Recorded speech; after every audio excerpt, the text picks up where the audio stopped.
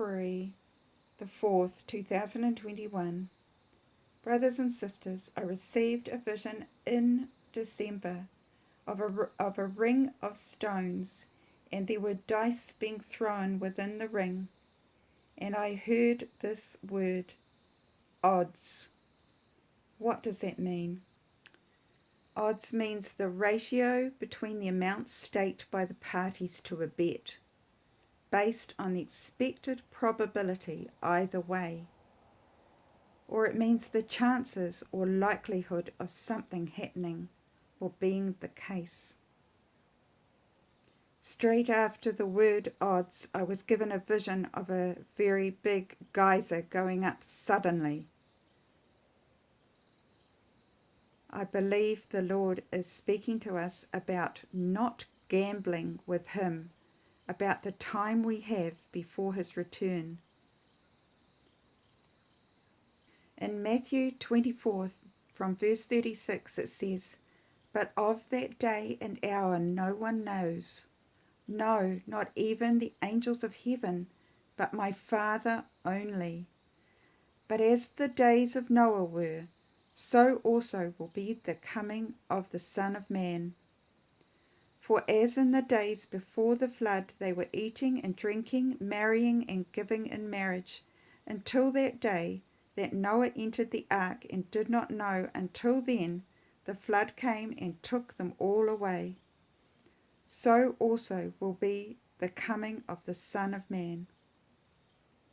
Now, following that word about throwing the dice and of gambling with the Lord, I have had a series of visions and words regarding the being ready, as in the days of Noah.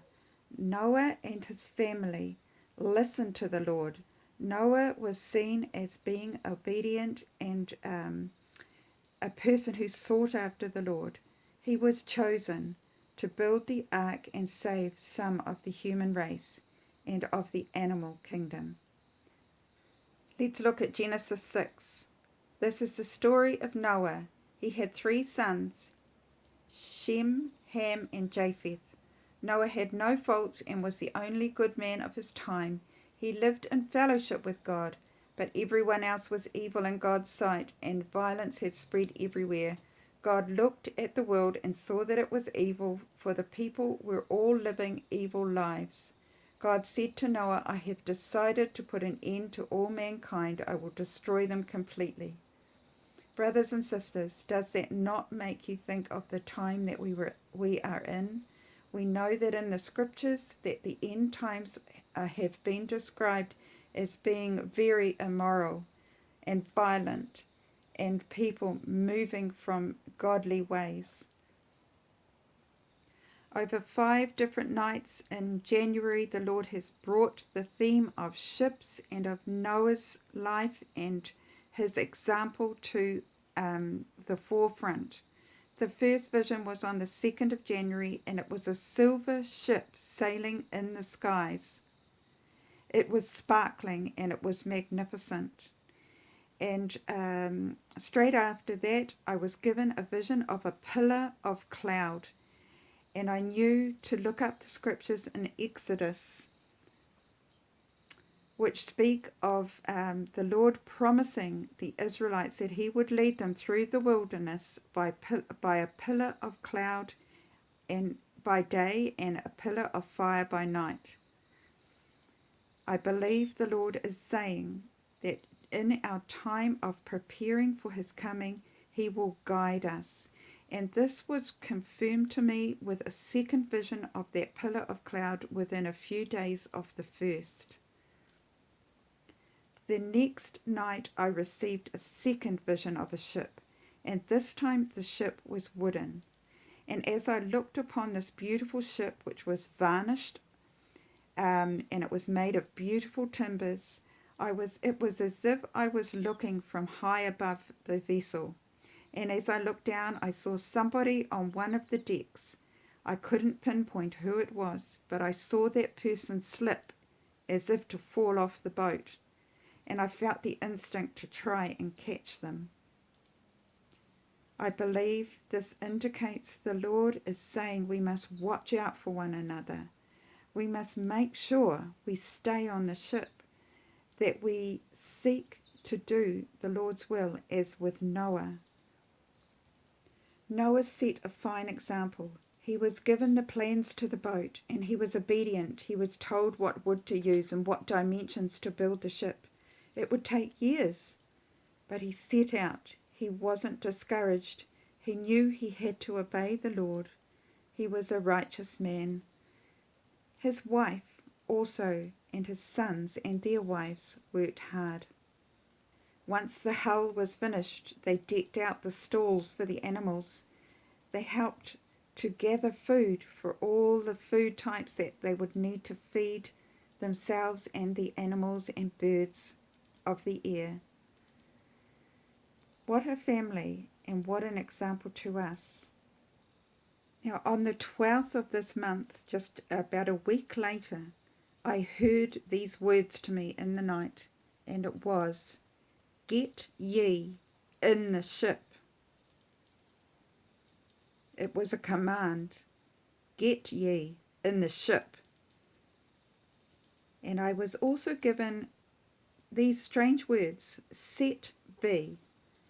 And I realized the Lord was saying the wooden ship, rather than the silver ship, which was set the night before. Get ye in the ship. And I'm calling this ship the ship of preparedness. We are to prepare for the Lord's coming. Now, just 2 days ago, there was even more on this theme. And this was quite shocking, really. What I heard was, "You're obviously accomplished swimmers." I then heard, "Please come through the door." In Genesis 7, verse 7, it says, "So Noah with his sons, his wife, and his sons' wives went into the ark because of the waters of the flood." In verse 14 it says, "They and every beast after its kind, all cattle after their kind, every creeping thing that creeps on the earth after its kind, every bird after its kind, every bird of every sort. And they went into the ark to Noah, 2 by 2, of all flesh in which is the breath of life. So those that entered, male and female, or of all flesh, went in as God had commanded him, and the Lord shut him in." The Lord shut the door, brothers and sisters. Are we prepared to gamble as to when this is going to happen? What did he say to me on the 2nd, just 2 days ago? "Please come through the door." Are we prepared to think that we can swim through the flood that is coming, the tribulation? What happened to the people of Noah's day that didn't enter the ark, who wouldn't believe? Did they survive? No. And the Lord said to me on the 2nd, as I've already said, you're obviously accomplished swimmers. He ended that night by saying, "All ready to swim?" He said, "Please come through the door." All ready to swim?